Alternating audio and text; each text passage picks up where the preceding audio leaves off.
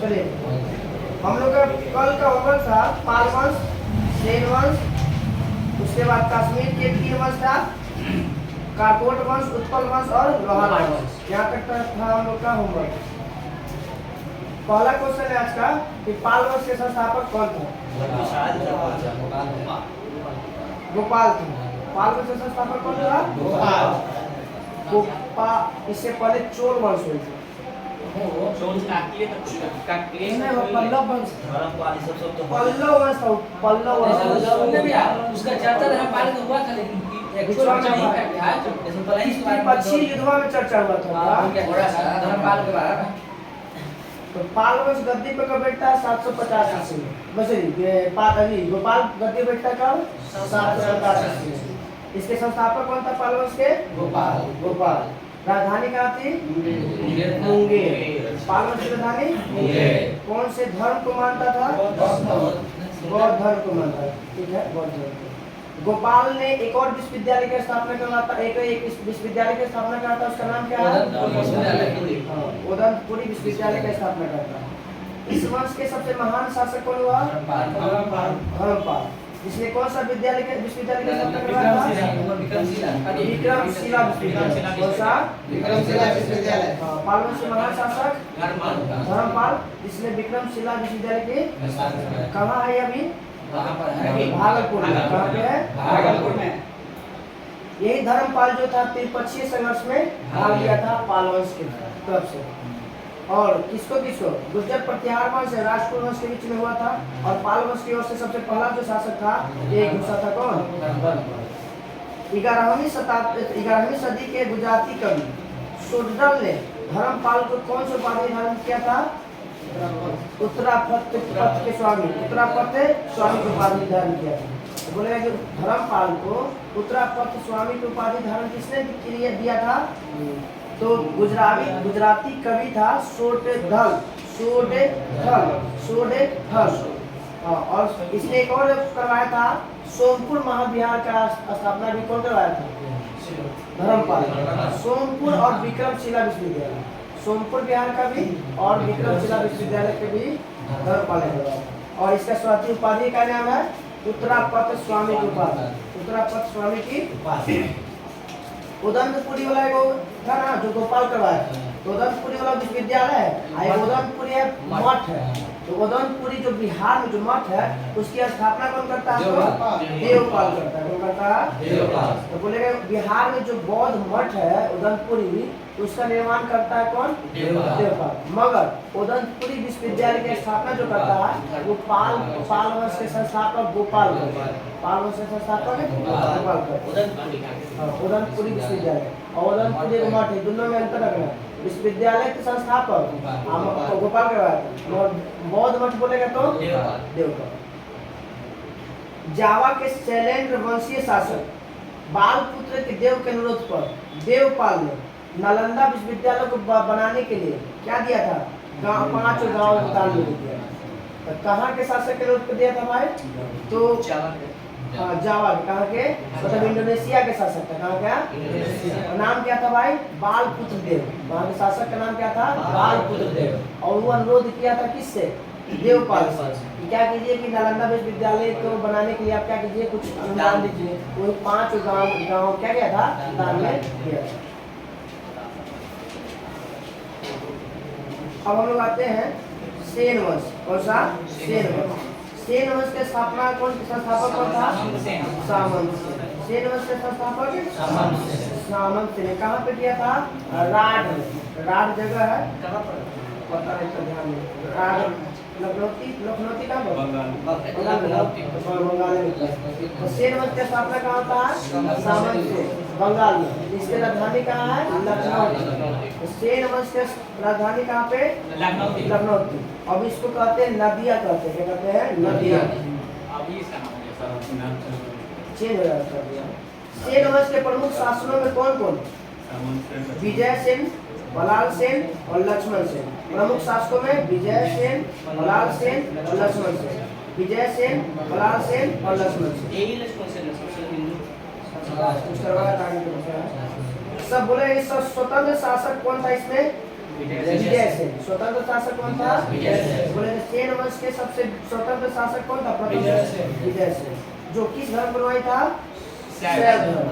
तो विजय सेन किस धर्म को मानता था? शैव धर्म को। किस धर्म को? शैव धर्म।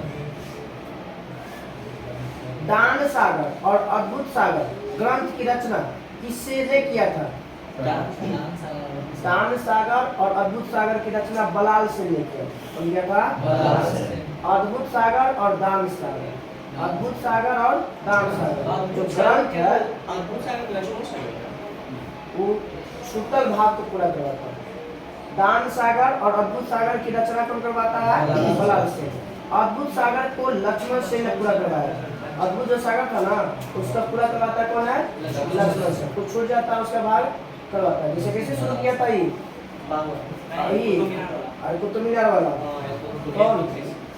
कुतुब मीनार ए वाला शुरू करता है, फिर करवाता है इल्तुतमिश, फिर ढह जाता है, बिजली गिर जाता है, फिर FST करवाता है, फिर उसके बाद एक सिकंदर लोधी भी जाकर कुछ करवा देता है, मरम्मत करवा देता है। दान सागर और अद्भुत सागर की रचना बलाल सेन ने किया और अद्भुत सागर पूरा नहीं हो पाता है इसलिए पूरा करवाता है लक्ष्मण सेन। लक्ष्मण सेन की राजभाषा में कौन सा लेखक रहता था भाई? गीत गोविंद के लेखक कौन थे? जयदेव। गीत गोविंद के लेखक है जयदेव। पवन दूत के लेखक धोई। पवन दूत के लेखक है धोई। और ब्राह्मणेश्वर के लेखक है हालायुध। कौन था? हालायुध। कौन सा? इसमें दो याद रखिएगा, पवन दूत और गीत गोविंद। पवन दूत और गीत गोविंद। पवन दूत के लेखक कौन? धोई। पवन दूत के लेखक है धोई, लेकिन गीत गोविंद के लेखक है जयदेव। किसके दरबार में रहते थे? लक्ष्मण सेन। किसके दरबार में? लक्ष्मण सेन के दरबार में दोनों फेमस रहते थे। हालायुध लक्ष्मण सेन का प्रधान न्यायाधीश एवं मुख्यमंत्री था। जो हालायुध जो था वो प्रधान न्यायाधीश किसका बना हुआ था? लक्ष्मण सेन का। किसका? लक्ष्मण सेन का। न्यायाधीश भी था और मुख्य मंत्री भी था। कौन? हालायुध। समझिए कि हमेशा युद्ध के करना रहता होगा। शिव का विशाल मंदिर जो देवपारा में है, शिव का विशाल मंदिर, उसका निर्माण करवाया था कौन? विजय सेन। कहाँ पे? किसने? और नाम क्या है उस मंदिर का? प्रद्युम्नेश्वर। प्रद्युम्नेश्वर मंदिर का निर्माण किसने करवाया था? विजय सेन। किसने करवाया था? विजय सेन। तो शिव का विशाल मंदिर जो है देवपारा में वो किसने बनवाया था? विजय सेन। उस मंदिर का नाम क्या है? प्रद्युम्नेश्वर। प्रद्युम्नेश्वर मंदिर का निर्माण करवाया था विजय सेन। सेन राजवंश प्रथम राजवंश था जिसने अपना अभिलेख हिंदी में उत्कीर्ण करवाया था। हाँ, आइए वो था कौन? रुद्रदामन, जो गिरनार को किस भाषा में लिखवाया था? संस्कृत भाषा में लिखा गया पहला अभिलेख गिरनार। और उस वंश का नाम बताइए जो अपना अभिलेख है हिंदी में लिखवाया। तो सेन। और किसके समय भाई? तो लक्ष्मण सेन के समय। किसके समय? लक्ष्मण सेन के समय जो लिखा गया था अभिलेख वो किस भाषा में था? हिंदी भाषा में। हिंदी भाषा में। और लक्ष्मण सेन बंगाल का अंतिम हिंदू शासक भी था। बंगाल का अंतिम हिंदू शासक कौन? लक्ष्मण सेन। तो प्रमुख कौन था? सेन वंश के संस्थापक सामंत सेन। ये राड में करवाया था। मुख्य राजधानी लखनऊ था। यह इससे अद्भुत सागर और दान सागर की रचना बलाल सेन करवाता है। और अद्भुत सागर और दान सागर की रचना कौन करवाता है? बलाल सेन। अद्भुत सागर जो छूट जाता है पूरी तरह से नहीं पाता उसका पूरा कौन करवाता है? लक्ष्मण सेन। कौन? लक्ष्मण सेन के दरबार में दो प्रमुख रहते लेखक। एक रहते कौन? गीत गोविंद के लेखक जयदेव और एक पवन दूत के लेखक धोई। पवन दूत के लेखक धोई। तो लक्ष्मण सेन के दरबार में दो प्रमुख, एक जयदेव और धोई। उसके बाद आता है हालायुध। किसके? लक्ष्मण सेन का मुख्यमंत्री भी होता है, न्यायाधीश भी होता है। हालायुध जो होता है वो लक्ष्मण सेन के क्या रहता है? मुख्यमंत्री जी और न्यायाधीश। इसके अलावा इसने क्या करता है? एक मंदिर बनाता है, शिव का विशाल मंदिर प्रद्युम्नेश्वर मंदिर का निर्माण करवाता है। किसने? लक्ष्मण सेन। कहाँ पे? देवपारा में। लक्ष्मण सेन करवाता है, विजय सेन करवाता है। हाँ, विजय सेन करवाता है। कौन करवाता है? प्रद्युम्नेश्वर मंदिर का निर्माण करवाता है। और सेन वंश एक पहला शासक सेन वंश था जो अपने अभिलेख जो है हिंदी भाषा में लिखाया था, हिंदी भाषा में लिखवाया था। और बंगाल का अंतिम हिंदू शासक कौन? जैसे भारत का अंतिम हिंदू शासक कौन था? कनिष्क। नहीं जो कट्टर था न पूरे भारत का राजा था, और उसी को कहा जाता है कौन चीज? द्वितीय अशोक कहा जाता है। हर्षवर्धन को क्या कहा जाता है? शिलाजीत कहा जाता है। क्या कहता है? शिलाजीत। दूसरा सिकंदर किसे कहा जाता है? द्वितीय सिकंदर अलाउद्दीन खिलजी को। द्वितीय सिकंदर किसे कहा जाता है? अब आते हम लोग कश्मीर के राजवंश। कश्मीर पर शासन करने वाले प्रमुख 3 राजवंश लाइन से कारकोट, उत्पल और लोहार। कारकोट, उत्पल और लोहार। पहला कश्मीर का शासक कारकोट वंश, दूसरा उत्पल वंश, तीसरा लोहार वंश। दुर्लभ वर्धन नाम का व्यक्ति ने कारकोट वंश की स्थापना करता है। दुर्लभ वर्धन नाम का व्यक्ति ने क्या करता है? कश्मीर में पहला राजवंश कारकोट वंश की स्थापना करता है 627 में। कौन करता है? दुर्लभ वर्धन। यह हिंदू वंश था। ये जो दुर्लभ वर्धन जो था वो पहला हिंदू वंश था। कहाँ का? कश्मीर में। इसी के शासनकाल में आया था कौन? वेलसर। इसके शासनकाल में कश्मीर के शासनकाल में कश्मीर के राजा कौन था? दुर्लभ वर्धन। हाँ, अब पल्लव वंश में कौन था? नरसिंहवर्मन द्वितीय था। नरसिंहवर्मन और हर्षवर्धन के शासनकाल में आया था। तीसरे में तो याद है। इसी में से वो 138 को देश घुमाते का भारत में पूरा नहीं घुमा होगा। हाँ, तो वही तो पूरे भारत में वो जो पूरे विश्व में 138 देश घूमता, भारत वगैरह कौन सा चीज? इसके इसी के शासनकाल में कश्मीर की यात्रा किया था कौन? हर्षवर्धन।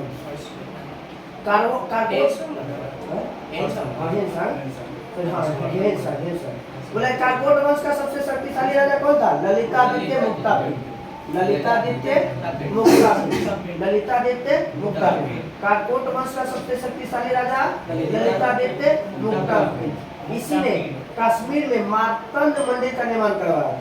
किसने करवाया था? ललितादित्य मुक्तापिंड ने। कौन सा मंदिर? मार्तंड मंदिर का निर्माण ललितादित्य ने करवाया था। कौन करवाया था? हाँ। अब आते हैं आगे। कारकोट वंश के बाद अब आता है कौन? उत्पल वंश। कौन आता है? उत्पल वंश। कारकोट वंश के बाद उत्पल वंश आता है। उत्पल वंश जिसके संस्थापक थे अवंती वर्मन। कौन से वंश के? उत्पल वंश।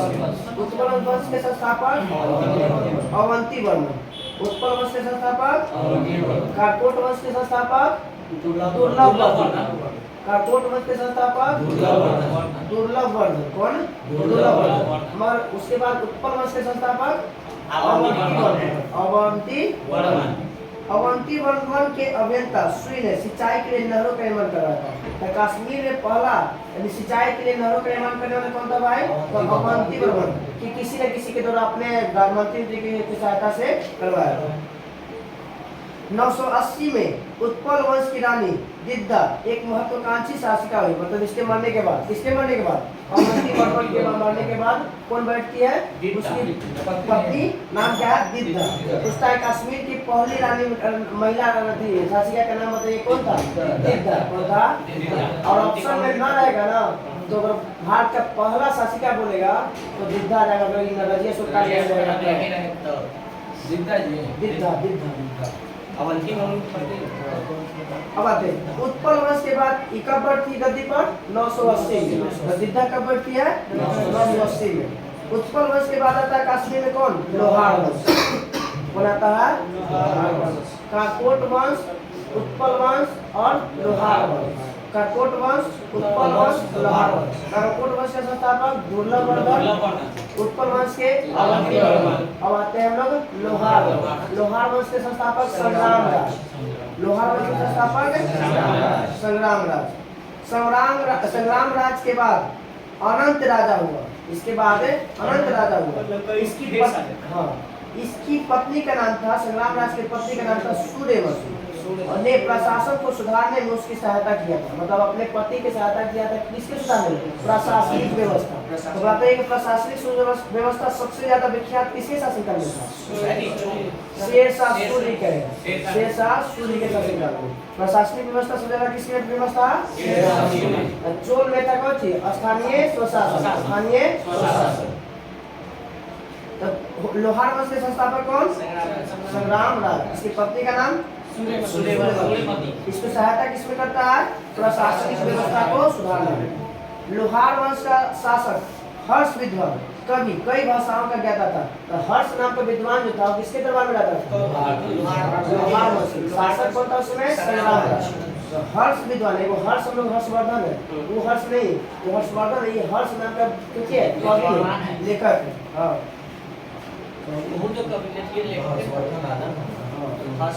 कलहन हर्ष का आश्रित कवि था। कलहन जो था हर्ष का आश्रित, मतलब हर्ष के आश्रित कवि कौन था? कलहन। कलहन ने कौन पुस्तक लिखा था? राजतंत्री के लेखक है जो कश्मीर का पूरा, वही तो यहाँ पे मिला तब ना पूरा कश्मीर के बारे में।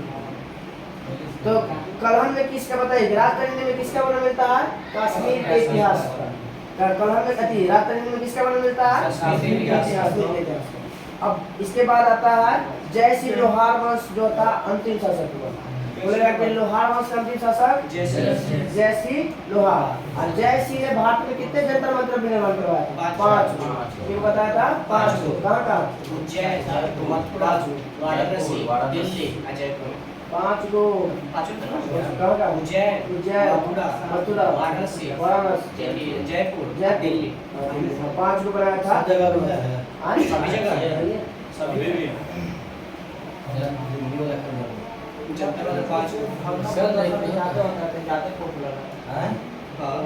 सब वेधशाला ही शुरू किया था। जो था ना वेधशाला था साइंस खगोल शास्त्र के लिए।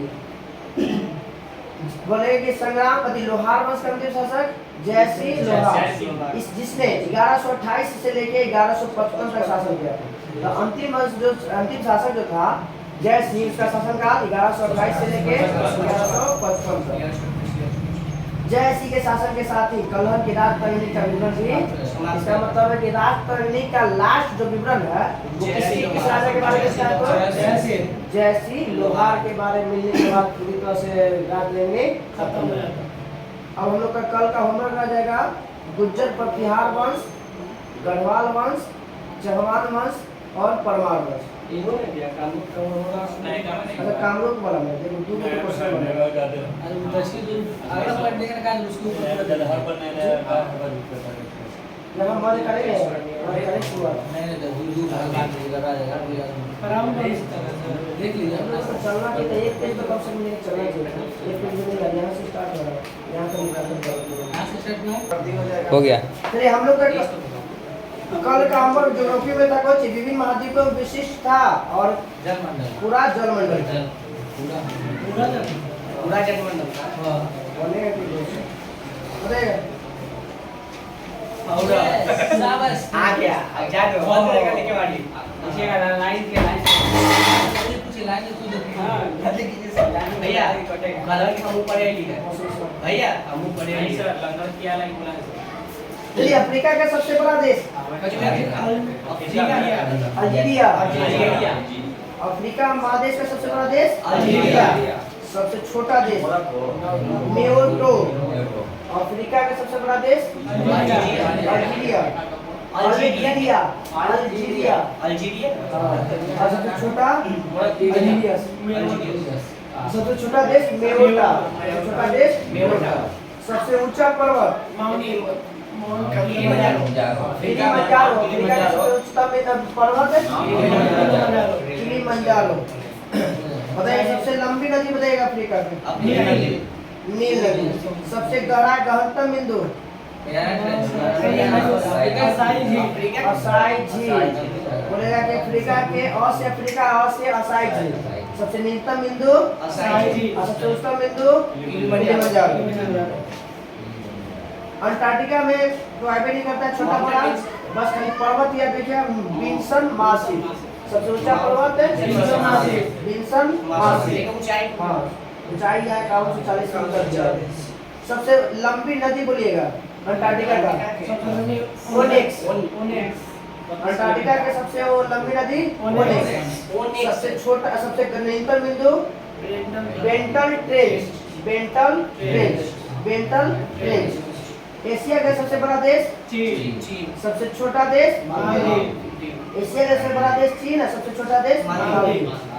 हाँ, मतलब सबसे ऊंचा पर्वत सबसे लंबी नदी सिकियाम।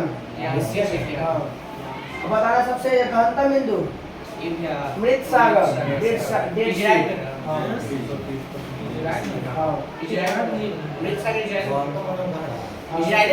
हाँ वही तो है यार। फिलीपींस द्वीपों के आसपास में बॉर्डर पे जो है इजराइल पे नहीं बोले पूरा। नहीं, इजराइल के आसपास लवंता लगता है कि 330 मीटर इसका एक 330 वान झील का वान झील का 330 सही है। हाँ ठीक है, वान झील का 330 है, डेड सी का 230 वही 238 है। हाँ, वान झील कहाँ है? तुर्की में। कहाँ है? तुर्की के यूरोप भाग है। उतना याद रखिए कि वान झील तुर्की में है। ऑस्ट्रेलिया का सबसे बड़ा देश खुद ऑस्ट्रेलिया, क्योंकि यही एक ऐसा देश है जो महादेश भी है और देश भी है। सबसे छोटा देश नौरू। ऑस्ट्रेलिया महादेश का सबसे छोटा देश नौरू, खुद ऑस्ट्रेलिया है। सबसे बड़ा बताना है ऊंचा पर्वत किसको? सबसे ऊंचा बिंदु सबसे नीचे बिंदु मर्रे नदी सबसे लंबी नदी कौन सा है? मर्रे नदी। और गहनतम बिंदु कौन है? आयर झील। एगो आयर झील लगता है कनाडा में भी लगता है ना? आयर झील कनाडा में सर, ये आयर झील है। चलिएगा, यूरोप का सबसे बड़ा देश रूस। सबसे छोटा कहाँ मिलता है? इटली में। इटली में वेटिकन सिटी। सबसे ऊंचा पर्वत बताना है यूरोप का माउंट एल्ब्रूज। सबसे लंबी नदी यूरोप का वोल्गा। मगर पूछेगा सबसे महत्वपूर्ण नदी कौन? डेन्यूब। सबसे महत्वपूर्ण नदी डेन्यूब। जर्मनी के जीवन रेखा कहेंगे ना तो वो जगह कोयला वोला सब खनिज सब से निकलता है। ब्लैक फॉरेस्ट नदी जर्मनी के दाहिने नदी के किनारे पे बसा हुआ है। अंत सागरीय व्यस्त मार्ग बनाती है वही दाहिने नदी। अब आते हैं उत्तरी अमेरिका का सबसे बड़ा देश कनाडा। उत्तरी अमेरिका का सबसे बड़ा देश कनाडा। सबसे छोटा देश सेंट पीटर्सबर्ग। सबसे छोटा देश सबसे ऊंचा पर्वत माउंट मैकिनले। उत्तरी अमेरिका का सबसे ऊंचा पर्वत सोचिए माउंट मैकिनले। उत्तरी अमेरिका को किस नाम से जानते हैं? नई दुनिया या तीसरी दुनिया? नई दुनिया या तीसरी दुनिया। और इसका नाम किसके नाम पर पड़ा? अमेरिकन नागरिक था अमेरिका के, उसी के नाम पर नाम पड़ा। अमेरिको वेस्पुसी के नाम पर पड़ा। अमेरिका के निवासी का नाम था अमेरिका के नाम पर। बोलेगा हो गया। सबसे लंबी नदी सबसे लंबी नदी कहाँ का है? अमेरिका के नागरिक नाम है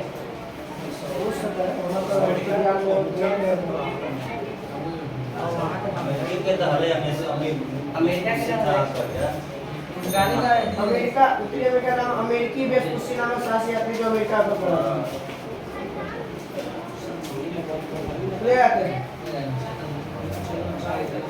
उत्तरी अमेरिका का सबसे लंबी नदी मिसौरी। सबसे उत्तरी अमेरिका की सबसे लंबी नदी मिसौरी। और सबसे न्यूनतम बिंदु न्यूनतम बिंदु डेथ वैली। कौन? मृत घाटी भी कहते हैं। मृत घाटी कैलिफोर्निया। दक्षिण अमेरिका का सबसे बड़ा देश ब्राजील। दो गो देश के छोड़ के बाकी सब देश से सीमा बनाता है, इक्वाडोर और कोलंबिया। इसके तीन देश जो है ना विश्व रेखा पे दक्षिण अमेरिका पे। कौन? कनाडा, ब्राजील, ब्राजील है, इक्वाडोर और कोलंबिया। Brazil, Ecuador. बताना कि सबसे छोटा देश इसका फाइनलैंड, दक्षिण अमेरिका का सबसे छोटा देश फॉकलैंड। कौन सा? फॉकलैंड। सबसे छोटा कौन है? फॉकलैंड। अब बताना है कि अब दक्षिण अमेरिका के सबसे ऊंचा पर्वत, सबसे सक्रिय जलवायु की ओजस देश ओजस देश लाडो। इसकी ऊंचाई 7084 मीटर। 7000। सबसे लंबी नदी दक्षिण अमेरिका के अमेजन। अमेजन सबसे लंबी या चौड़ी बोली है उसी समय। सबसे गहनतम बिंदु कौन है? पाल्सन पेनिन। सब में नया जोड़ ले दीजिए। पाल्सन पेनिन। ये सभ्यता का पालना एशिया में शिक्षित लोग यहाँ पे आते हैं, इसलिए सभ्यता का और एक होता है मानव जाति का पालना। पहला मानव का विकास कहाँ होता है? खोज कहाँ होता है? अफ्रीका में, इसलिए मानव जाति का पालना अफ्रीका में और सभ्यता का पालना एशिया में। बताना किसे का अन्य महाद्वीप कहा जाता है? अफ्रीका। काला महाद्वीप अफ्रीका। बताना कि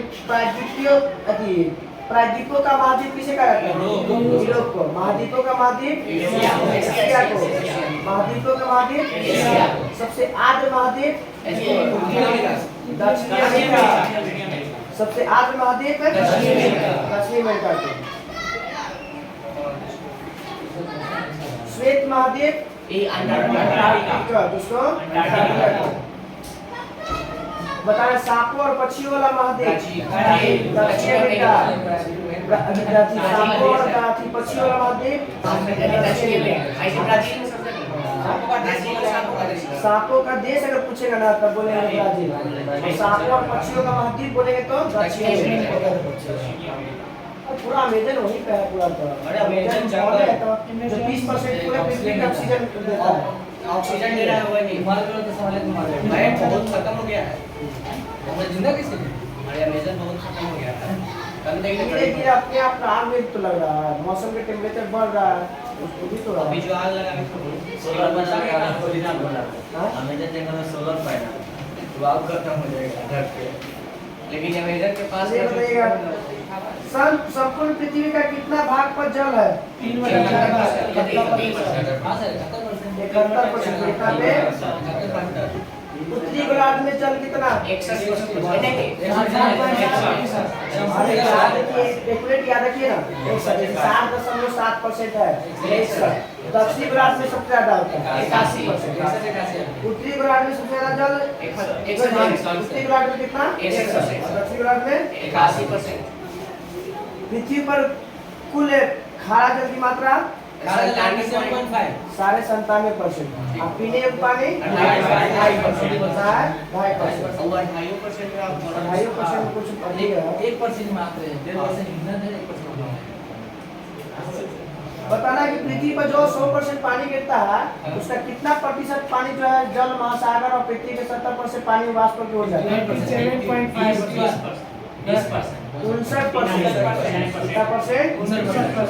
तो पृथ्वी का जितना भी पानी आता है उसका 59% वाष्प बन के फिर वायुमंडल में चल जाता है।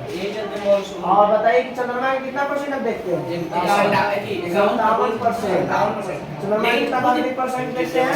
57%। आप कोई भी कितना 59% महासागरीय जल कितने प्रकार के होते हैं?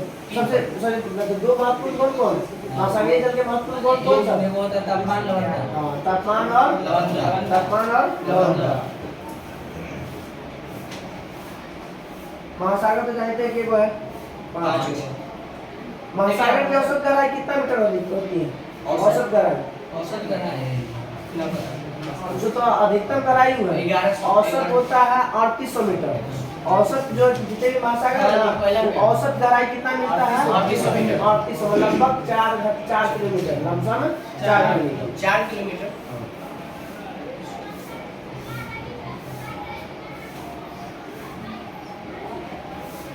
समुद्र किसे कहते हैं? समुद्र पानी के समुद्र किसे कहते हैं? 3 तरफ जो फैली स्थिति जो शांत रहेगा उसे समुद्र कहते हैं। 3 ओर से पानी से घिरा होना चाहिए, 1 ओर से महासागर से घिरा होना चाहिए। उसे समुद्र कहेंगे। क्या कहेंगे? तीनों से पानी से चाहे कुछ बेला छोटा नदी झील जो भी बड़ा बड़ा नदी है और एक तरफ से कैसे करना चाहिए? उसे हम लोग कहते हैं समुद्र। खाड़ी किसे कहते हैं? खाड़ी जिसको गल्फ किसी बोलते हैं। तीन तरफ से जमीन और एक तरफ से पानी। तीन तरफ से कुछ बोला? तीन तरफ से जमीन। तीन तरफ से जमीन और एक तरफ से पानी। दूसरा चीज वो हो जाएगा आपका ठीक है।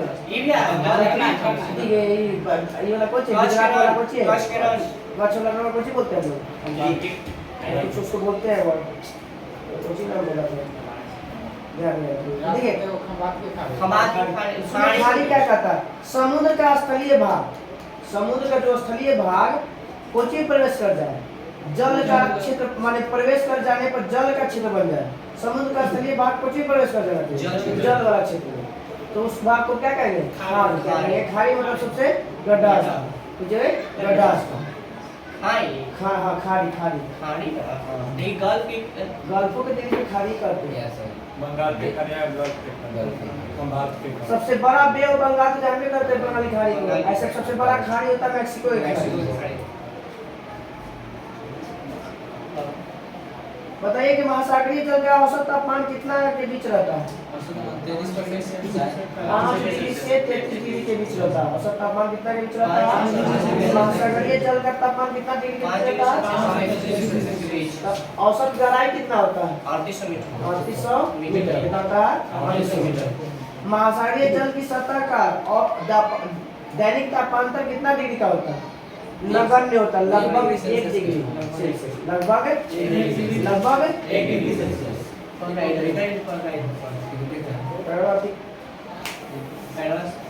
हो गया। अब बताना है कि महासागरीय जल का उच्चतम वार्षिक तापमान किस महीने में? टेम्परेचर सबसे ज्यादा किस महीने में मिलेगा? सबसे न्यूनतम फरवरी में। मगर महासागरीय जल समुद्र का और ऐसे जमीन पे आएंगे ना तो उसका चेंज रहता है।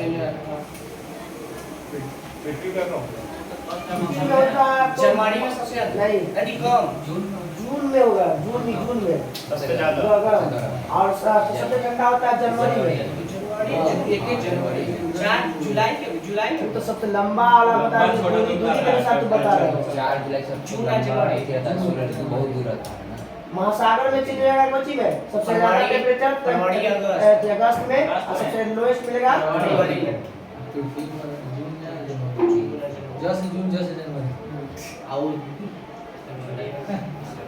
विश्व का सबसे बड़ा महाद्वीपीय शेल्फ बताइए किसका है या कौन है? विश्व का सबसे बड़ा महाद्वीपीय शेल्फ और इसका आर्कटिक महासागर का है साइबेरियन शेल्फ। विश्व का सबसे बड़ा महाद्वीपीय शेल्फ कौन सा? Siberian shelf. किस महासागर में पड़ता है? आर्कटिक महासागर। ये रूस के भाग है ना यार साइबेरिया। मेरियाना की गहराई बतलाना। 22 मीटर। मेरियाना किस महासागर में पड़ता है? किस महासागर में? टोंगा। टोंगा किस महासागर का भाग है? मिडनाओ किसका? याद रखिएगा Mariana Mindanao Tonga. Mariana Mindanao Tonga. Mariana Mindanao और टोंगा किसका भाग है भाई? प्रशांत महासागर। मेरियाना मिडनाओ और टोंगा। पहला स्थान पे मेरियाना, दूसरा स्थान पे मिडनाओ और तीसरा स्थान पे टोंगो। मतलब गहराई के साथ जाएगा मेरियाना मेरियाना मिडनाओ और टोंगा। टोंगा ऐसे भी छोटा है तो नीचे आ जाएगा तो तीसरा स्थान पे आ जाएगा। अब आते हैं प्यूरिटो रिको। अटलांटिक महासागर। प्यूरिटो रिको किसका है? अटलांटिक महासागर का। रोमेस भी अटलांटिक महासागर का। प्यूरिटो रिको और रोमेस ये दोनों किसका भाग है? अटलांटिक महासागर। किसका? सुंदा बताइएगा कहाँ पे? हिंद महासागर का। कहाँ पड़ता है ये? जावा द्वीप पे। सुंदा किसका पड़ता है? जावा द्वीप। इंडोनेशिया के आसपास है। बताइए कौन ऐसा देश है जो एक ही द्वीप पर स्थित है? एक ही द्वीप ब्रुनेई। ब्रुनेई है, ब्रुनेई द्वीप पे जो एशिया का सबसे बड़ा द्वीप है। ब्रुनेई एशिया का सबसे बड़ा और विश्व का तीसरा महाद्वीप। सबसे बड़ा ग्रीनलैंड। ग्रीनलैंड। बताइए कि वर्तमान में कितना गर्त खोजा गया है? गर्त मतलब वही गहराई जैसे मरियाना, मिडनाव और टोंगो असुंदा ना 57 बताना है कि विश्व का अभी तक कितने गर्त खोजे गए हैं? 57। सबसे बड़का कौन है? मरियाना। 11 किलोमीटर। 22 जो प्लेट में सब पृथ्वी का जो प्लेट है उसमें अधिकतम गहराई 11 वही 11 किलोमीटर हो सकती है। जिसमें सबसे ज्यादा मिलता है प्रशांत महासागर में, जो गर्त मिलता है सबसे ज्यादा प्रशांत महासागर 32 गो है प्रशांत महासागर में, 19 गो है अटलांटिक महासागर में, बच गया 6 गो 32 19 और 6 32 19 और 32 प्रशांत महासागर में गहरा स्थान, 19 मिलता है अटलांटिक महासागर में सबसे गहरा और 6 गो मिलता है हिंद महासागर। आ 2 को ऐसे चल गया 5 19 से 32 51 657 हो गया ना। जैसे 2 महाद्वीप में कोई थी 2 महासागर हाँ उस समय नहीं मिला। महाद्वीपीय शेल्फों को लंबे समय तक प्राप्त स्थूल तलछटकी अवसाद को ये अति क्या मिलता है उससे? तो जीवाश्म ईंधन मिलता है। क्या मिलता है? जीवाश्म। वो जहाँ तहाँ जो भाई जो रेंडियर जो मिलता है रेंडियर चाहे बियर और चाहे वो पैगमेन हुए वो जब उठ के मर जाता है तो उससे क्या बनता है? जीवाश्म ईंधन। जीवाश्म ईंधन कौन कौन? जीवाश्म ईंधन को उदाहरण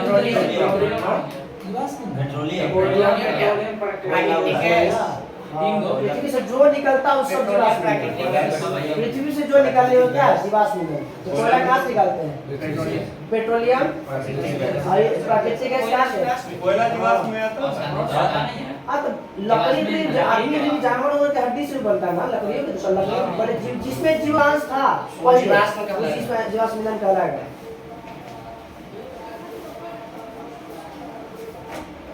विश्व में सबसे बड़ा बताना है जल क्षेत्रफल वाला देश कौन सा? हाँ कनाडा। कनाडा पहला स्थान पे। अब कौन सा महादेश है जो हर देश उसका जो है ना से जुड़ा पानी से लगा हुआ है? हाँ उत्तरी अमेरिका। उत्तरी अमेरिका का हर देश वो पानी से सटा हुआ है, समुद्र से सटा हुआ है। हाँ पूरा चारों तरफ से बचिए से देखो लोग देखिए ना सब बुल्लू में देखेंगे उत्तरी अमेरिका को चिली उत्तरी अमेरिका जो हाँ 4-5 मेल है मेल बड़ा बड़ा और है ना कनाडा है ग्रीनलैंड है गया अलास्का है ग्रीनलैंड। हाँ ग्रीनलैंड और द्वीप को मार डेनमार्क वाला जिसका दिखा रहा है यूरोप ना ग्रीनलैंड को यूरोप जाता है। वो राजनीति का धार है वो एक होता है थी दूर का धार से अलग हो जाता है। दोनों अपना अपना अधिकार बात बताता है। एक राजनीति का धार बताता है लेकिन मेन है डेनमार्क। यूरोपीय यूनियन का मेंबर भी तो है। हाँ डेनमार्क ऐसे तो अमेरिका के क्या छोड़ा कोई के नहीं बस वो अति व्यापारी है कोई के बेचेगा कोई का उद्देश्य दोस्त नहीं है कोई का दुश्मन यानी जो ये सब बेचता है व्यापारी सब नहीं कोई हो सकता है ना कोई कोई के नहीं नहीं वो अपना लाभ ला कुछ कर सकता है। तुरंत बहुत रास्ता और शुरू से सोचिए ना पहला विश्व युद्ध में लास्ट में घुसा अब 2 साल बाद घुसता है अथी में वो मजबूरी में घुसता है जापान ना मारते तब जापान को ना उगर मारता हवाई दीपों के बर्बाद करता नहीं अथी जाता एगो फिर में था कि लास्ट में घुसेंगे वो दुनिया बड़ी से हथियार सप्लाई कर रहा था वो काम है कुछ शुरू से वही काम है क्लियर। तो सबसे बड़ा जल संग्रह वाला देश कौन सा? कनाडा। पहला कनाडा दूसरा यूएसए तीसरा अमेरिका। भारत आता है चौथा स्थान पर। पहला कनाडा दूसरा रूस तीसरा यूएसए और चौथा में भारत। सबसे ज्यादा जल संग्रह मतलब भारतों के पास तो जल संग्रह है ना देखिए तो तीसरा चौथा स्थान पे कौन आता है? तीन तरफ से पानी से पहला कनाडा दूसरा रूस तीसरा यूएसए और चौथा भारत।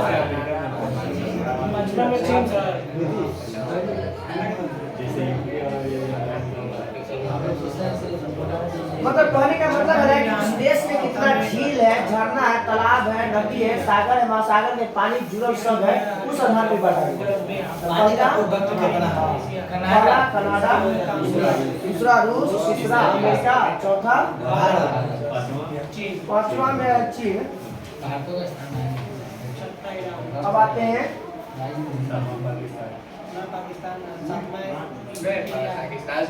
किसी भी सागर या महासागर को लवणता को उत्तम माने की उत्तम है सीमांकित मानने की उच्च सीमा कितना परसेंट माना गया? मतलब कोई भी खाड़ा है कितना प्रतिशत उच्चतम सीमा माना गया कि इतना के ऊपर बात जो है ना माने उच्चतम सीमा, इसके बाद हम लवणता को नहीं माप सकते हैं। 24.7%। कितना? 24.7%। अब यहाँ पे कितना इकट्ठा तो पाया जाता है लवणता में महासागरीय में, तो 27 प्रकार के पाया जाता है। कितने प्रकार के? 27 प्रकार। एक अंक को सिस्टम में पूछे तो 27 प्रकार। समान खारे, हाँ, समान खारे व पानी वाला स्थान को क्या कहते हैं लोग? लवण। आइसोहेलाइन। आइसोहेलाइन मतलब समलवणता। आइसोहेलाइन का मतलब है समलवणता, मतलब समान लवणता वाला स्थान को समलवणता इंग्लिश बोलते हैं, आइसोहेलाइन कहते हैं। सबसे ज्यादा लवणता कितना डिग्री अक्षांशों के बीच में मिलता है? सबसे ज्यादा ये वो होता है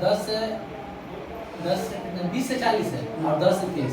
कौन ये उतरी होता है वो पुलिस कौन उत्तरी होता है, कौन दक्षिण? ये तो मेन है, उतना है यार ये मेन है। 20 से 40 हो गया उत्तरीय अक्षांश, 20 से 40 हो गया उत्तरीय अक्षांश, और 10 से हो गया 30 हो गया दक्षिणी अक्षांश। 10 से स्टार्ट ऊपर वाला याद रखना पहले भैया 20 से 10 40 से दक्षिणी। 10 से दक्षिणी। ऊपर वाला याद रखिएगा, ऊपर वाला में कोची 20 से 40 उत्तरीय अक्षांश और 10 से 30 दक्षिणी अक्षांश। ऐसे सबसे ज्यादा लवणता पाया जाता है। अभी अगर 10 से दक्षिणी। सबसे ज्यादा लवणता वाला झील वांझी, तुर्की का वांझी 330%, और दूसरा स्थान पे है मृत सागर 238%। पहले 230 से लग गया था पहले दूसरा और नीचे जो है 230 के आसपास। गंदगी फैला के कर रहे हैं कि बताइए कि भूमध्य सागर के लवणता का मुख्य कारण क्या है? अधिक होने के कारण क्या है? भूमध्य सागर जो है ना उसमें अधिक लवणता पाए जाने के मुख्य कारण क्या है? वाष्पीकरण। सबसे ज्यादा वाष्पीकरण होता है इसका जल, इसलिए अच्छा है भूमध्य सागर में तापमान तो ज्यादा है। टेम्परेचर जहाँ पर सबसे ज्यादा होगा तो पानी का हो जाएगा, वाष्प पर गिरा जाएगा, बैठ जाएगा, वाष्प का हो जाएगा, बैठेगा, तो सबसे ज्यादा किसका मिलेगा? भूमध्य सागर का। क्योंकि सीधा लंबवत पड़ता है सूर्य की किरण किस पे मिलेगा? भूमध्य रेखा पे। भूमध्य सागर उसी के आसपास में। ये भैया ये सब क्वेश्चन याद करो रे सब दिमाग में। समझ नहीं हो रही है ना, बोलिए कोई ऑप्शन में गलती मार के आएगा लोग, ना समझिएगा तो बस याद नहीं रहा है। पूरा मैप का नॉलेज है। गाई और क्या आता है? सपाट शीर्ष वाला समुद्री पर्वत को गाई और कहा जाता है। मतलब किसी भी पर्वत मीनार हाथी की ऊंचाई कहाँ से नापते हैं? क्योंकि हम लोग ताकि वो समुद्र के पानी कभी भी टेढ़ा नहीं होता, वो भी जब भी अगर कहीं पे गिरेगा तो क्या रहेगा? समतल रहेगा। इसलिए कोई चीज की ऊंचाई कहाँ कितना है? बिहार की ऊंचाई कितना है समुद्र से? 157 ना कितना है ना?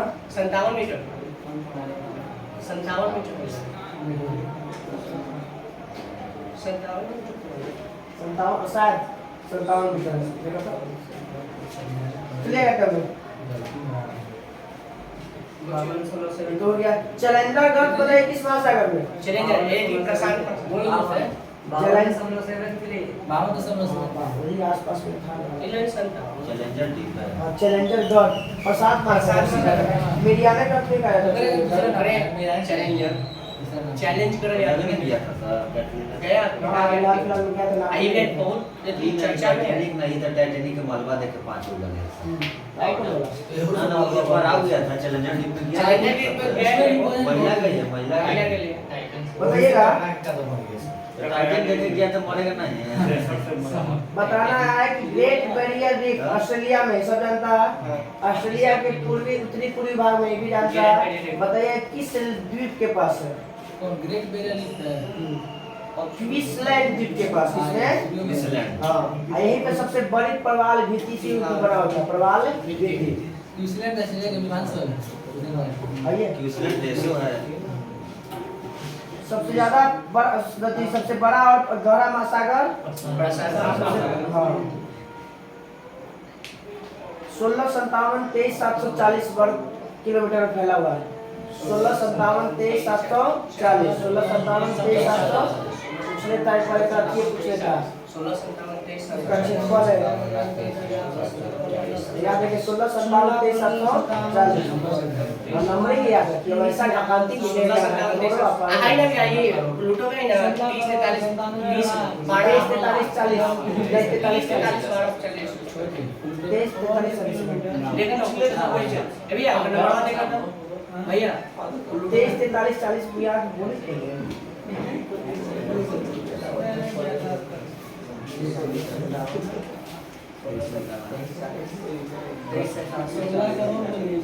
इमे का इमे ना दिले बोले करो मैं दिले तो बगल में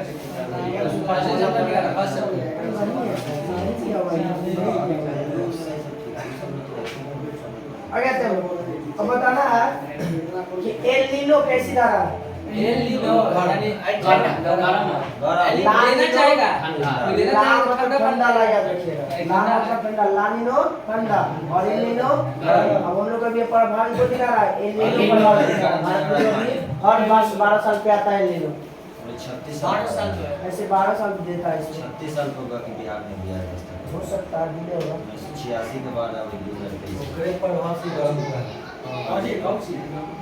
ये हमारा जो मौसम जो है अभी तक मानसून नहीं आने के वजह कारण क्या है भारत में मानसून गड़बड़ी के कारण सब यही इसका एल नीनो गरम लग गया एल नीनो गरम ला नीनो ठंडा ला ठंडे ना कहते हैं ठंडा ला तो गरम कहता है गरम ला समोसा खाइए अब बताइए इस आकार का महासागर अटलांटिक इस आकार का महासागर यही में डूबा है जाकर बरमूडा द्वीप यही में है टाइटैनिक को डूबा है ये कौन गाय ऐसा यहाँ से ऐसे देखिए ना बरमूडा से हाँ ऊपर ग्रीनलैंड से स्टार्ट कीजिएगा तो ऐसे इसका बन नहीं रहा है अरे हल्का सा बहुत है लेकिन इसमें हल्का ये तो हो ही जा रहा है ऐसे टच करना तो आप पूरा घुमाइएगा तो अरे बन हमने ये जो अब जो अच्छा सा राइटिंग में फाइल लेके उनका आप जो खराब बना है कोना वाला निकलना तो सब है हाँ बिहार बोर्ड वाला लिख सकता है अब हम लोग क्या हैं कि कौन कौन सा द्वीप से पाया जाता है ये बस पूछता है इसमें अटलांटिक महासागर के प्रमुख द्वीप है इसमें बताना है कि लमसम वहीं से एंट्री किया जाता है वो ये यूट्यूबर बनाने वहाँ पे सब पैसा लगा यूट्यूबर ने वहाँ देखा है यूट्यूबर वहाँ से बोल रहा था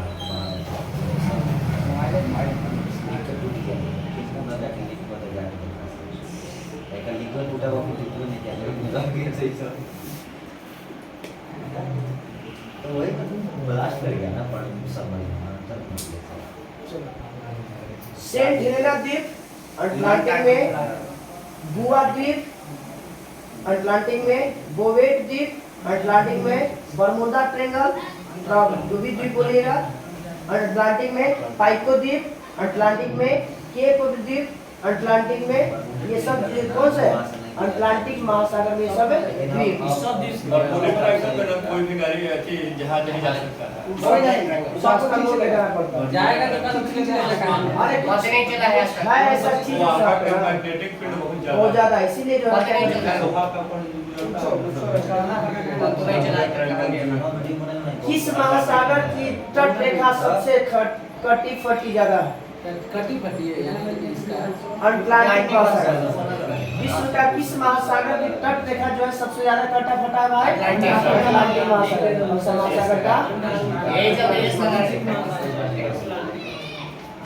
इसीलिए आप इसमें अच्छे बंदरगाह भी देखने को मिलते हैं विश्व के जितने भी अच्छे बंदरगाह है ना इसी महासागर में देखने को मिलते हैं बरमुडा ट्रायंगल महासागर बरमूडा देश मतलब एक देश भी है वहाँ बरमुडा बरमूडा देश ये है तो क्या यहाँ पे बरमुडा है ये इसमें वेस्ट इंडीज वाला में थी पड़ता अच्छा तो ये वाला में उत्तरी अमेरिका दक्षिण अमेरिका बीच में हाँ ये वाला में पड़ेगा लास्ट वाला स्पेन नीचे का का है इसी एरिया में पड़ेगा ठीक है वही बरमुडा तो देश वही पे है बरमूडा देश है तो वही बरमूडा ट्रायंगल नीचे में तो वो बीचों बीच में ट्रेंगल बनता है और एक देश अलग है वहीं से दूरी है अच्छा ये कौन सा बता रहा था कि षष्ठकोण जो बनता है ना 6 गो ऊपर में दिया रहता है 50 से 60 किलोमीटर आसमान में यही कारण से हाँ, इसी का बताया जो एरिया पे एरिया को मैथ्यू में तो पढ़ाया है मैथ्यू में पूरा क्लियर कर दिया भाई तो सबसे कटा फटा वाला कौन अटलांटिक सबसे महासागर व्यस्त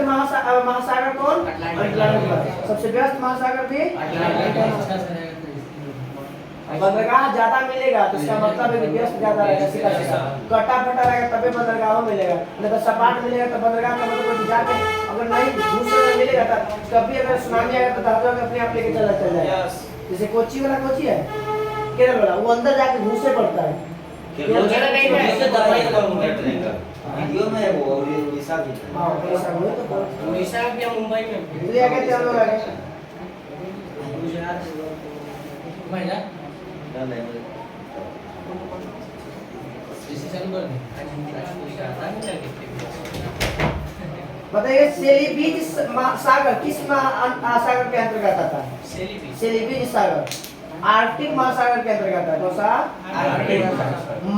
मेडागास्कर के द्वीप किस महासागर में? हिंद महासागर। मेडागास्कर का हिंद महासागर। मॉरिशस द्वीप भी हिंद महासागर। मॉरिशस भी हिंद महासागर में। लाल सागर और फारस की खाड़ी किस महासागर में? हिंद महासागर। कौन सा? हिंद महासागर। लाल सागर और फारस की खाड़ी कौन सा? हिंद महासागर में। डियागो गार्सिया हिंद महासागर। डियागो गार्सिया भी हिंद महासागर में।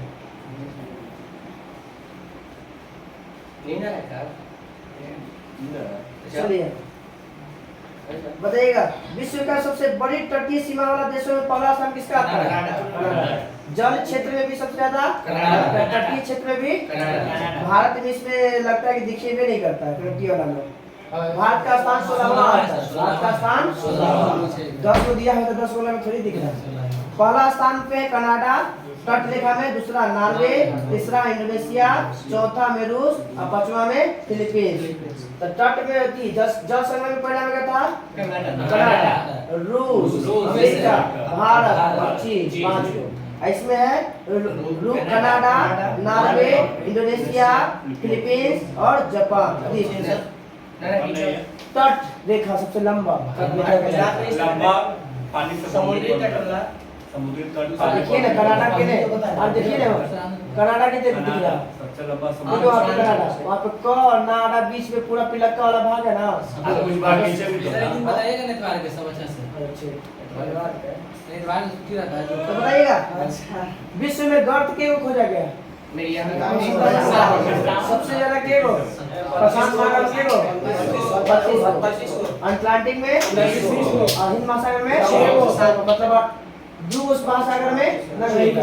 बाद इसमें सब बताना क्या महासागर का टेम्परेचर मिलता है, टेम्परेचर क्या मिलता है पानी का? 5 डिग्री से लेके 5 से 33 डिग्री, 5 से 33 डिग्री। औसत गहराई कितना मिलता है? 3800 मीटर। कितना औसत गहराई कितना मिलता है? 3800 मीटर। कितना? 3800 मीटर। बताइए महासागर का अधिकतम टेम्परेचर किस महीने में?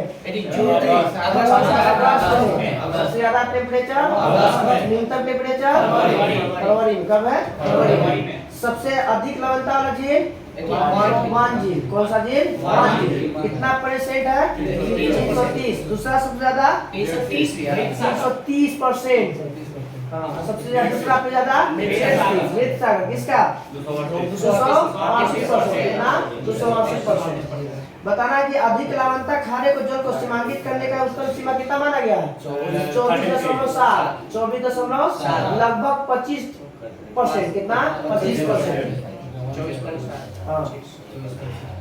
लवणता को प्रति हजार में व्यक्त करते हुए समुद्री जल की औसत लवणता लगभग कितना हजार फीट मानी जाती है? 35,000। कितना? 35 प्रति हजार। प्रति 35,000 मतलब 1/35,000। नहीं 1000 ग्राम में 35 हाँ ग्राम 35 ग्राम मिलेगा आपको लवण मिलेगा। 1000 ग्राम 1 केजी माली निकालिएगा ना तो 350 ग्राम को मिलेगा। वो चीज 1 केजी में 35 ग्राम 350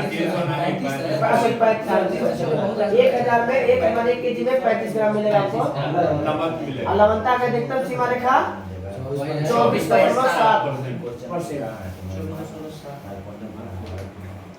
चलिए ज्योग्राफी हो गया हम लोग को खत्म। कल का होमवर्क हम लोग आ गया महासागरीय जलधारा। पूछता इससे महासागरीय जलधारा पूरा महासागरीय जलधारा इसमें महासागर के नाम याद रखना है इसमें और कुछ थोड़ी है इसमें सिंपल है। महासागरीय जलधारा ज्वार भाटा दोनों